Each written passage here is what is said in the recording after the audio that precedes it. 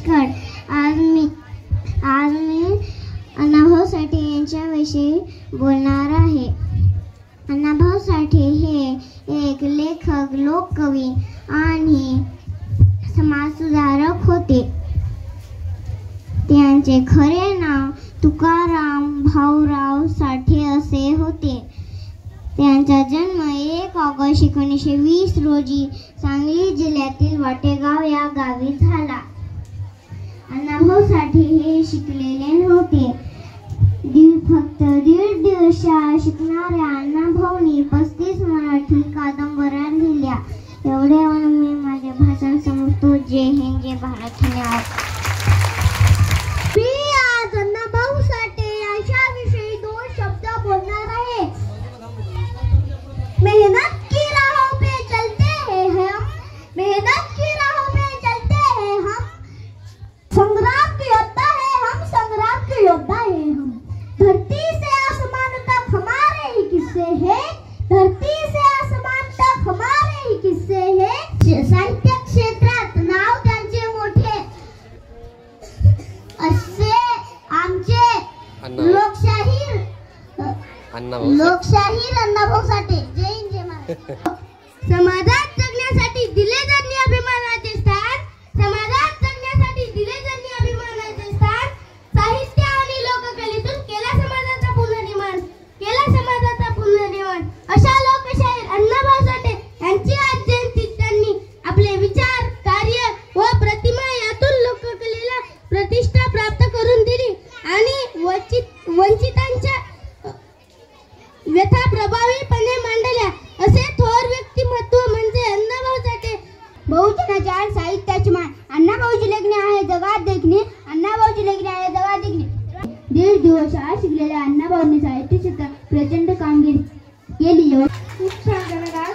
यानंतर सम्राट निलेश ढवळे हे आपले मनोगत व्यक्त करतात.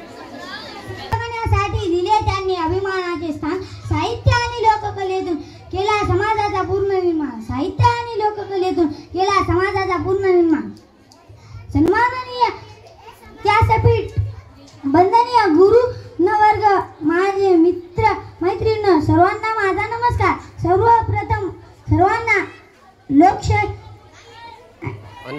अण्णाभाऊ साठे यांच्या जयंतीच्या खूप खूप शुभेच्छा. नमस्कार. माझे नाव आनंद सोनी सुभाष नामावळे आहे. मी आता 3री वर्गात शिकतो. लोकमान्य टिळक यांच्यावरील पहिल्यांदा माझे भाषण होते. त्या भाषणानिमित्त माझ्या मॅडमनी माझे खूप कौतुक केले. त्यामुळे माझा आत्मविश्वास वाढला. धन्यवाद मॅडम. त्यांनी समाजातील गरीबी लोकांसाठी आपले जीवन समर्पित केले. त्यांनी समाजातील अन्यायावर आवाज उठवला. कृष्णरथ रंगपारखी. त्यांनी 1.5 दिवस शाळा शिकून मराठी 35 कादंबऱ्या लिहिल्या. समाजात जगण्यासाठी दिले त्यांनी अभिमानाचे स्थान. शब्दांची खान, महाराष्ट्राची शान, बहुजनांची आन. अण्णाभाऊंची लेखणी जगात आहे लेखणी. फक्त 1.5 दिवस शाळा शिकून अनेक कथा, कादंबऱ्या, पोवाडे लिहिले. त्यांची फकीरा ही कादंबरी खूप प्रसिद्ध आहे. अण्णाभाऊ साठे यांचा जन्म 1 ऑगस्ट 1920 रोजी सांगली जिल्ह्यातील वाटेगाव येथे झाला. त्यांचे पूर्ण नाव तुकाराम भाऊराव साठे असे होते. त्यांनी अनेक कविता, कादंबऱ्या व लावण्या लिहिल्या. निळ्या रक्ताची धमक बघा, स्वाभिमानाची आग आहे. निळ्या रक्ताची धमक बघ, स्वाभिमानाची आग आहे. घाबरू नकोस कुणाच्या बापाला, तू भीमाचा वाघ आहेस, तू भीमाचा वाघ आहेस. हे मानवा, तू गुलाम नाहीस, त्या वास्तव जगाचा निर्माता आहेस. अशा या प्रेरणा देणाऱ्या काही ओळी वाचल्या की आजही मन कसे प्रेरित होते. अण्णाभाऊ साठे हे एक महान लेखक व समाजसुधारक होते. अन्यायावर आवाज उचलला व रशियामध्ये जाऊन त्यांनी छत्रपती शिवाजी महाराजांचा पोवाडा गायला. शब्दांची खान, महाराष्ट्राची शान, बहुजनांची आन, साहित्याची मान. अण्णाभाऊंची लेखणी आहे जगाची याची देखील सन्माननीय व्यासपीठ वंदनीय गुरुजन आणि माझे मित्र मैत्रिणी सर्वांना माझा नमस्कार. माझे नाव कृष्णा दिलीप कोरनाड. आज मी तुम्हाला अण्णाभाऊ साठे यांच्याबद्दल 2 शब्द सांगणार आहे. ते तुम्ही शांततेने ऐकून घ्यावी ही माझी नम्र विनंती. सर्वांना लोकशाहीर अण्णाभाऊ साठे यांच्या जयंतीच्या खूप खूप शुभेच्छा. अण्णाभाऊ साठे यांचा जन्म 1 ऑगस्ट 1920 रोजी सांगली जिल्ह्यातील वाटेगाव येथे झाला. त्यांचे पूर्ण नाव तुकाराम भाऊराव साठे असे होते. त्यांच्या वडिलांचे नाव तुकाराम भाऊराव व आईचे नाव वालुबाई असे होते. त्यांना गरिबी व भेदभावामुळे शिक्षण घेता आले नाही. अण्णाभाऊ साठे हे प्रसिद्ध समाज सुधारक, लेखक आणि लोककवी होते.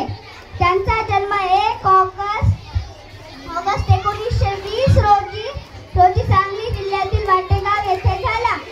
आपल्या साहित्यातून शोषण आणि अत्याचाराला विरोध करणे हेच त्यांनी ध्येय मानले व मानवी प्रवृत्तीचे वास्तव दर्शन वाचताना घडविले. Annabau Sate was an eminent social reformer, writer and poet. He was born in 1st August 1920 and lived a life dedicated to fighting against social reform, social inequalities and oppression. त्यांना जीवनात प्रचंड संघर्ष करावा लागला. त्यांना गरिबी व भेदभावामुळे शिक्षण घेता आले नाही.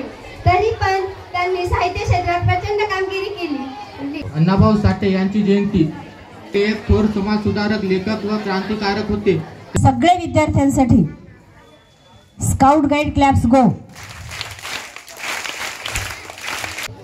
माणसाच्या जीवनात घडणारा प्रसंग ते इतका जिवंत करत होते की वाचणाऱ्याच्या डोळ्यात अक्षरशः पाणी उभं राहायचं, मन हेलावून जातं. असं साहित्य त्यांनी लिहिलं म्हणून तर ते अजरामर आहे.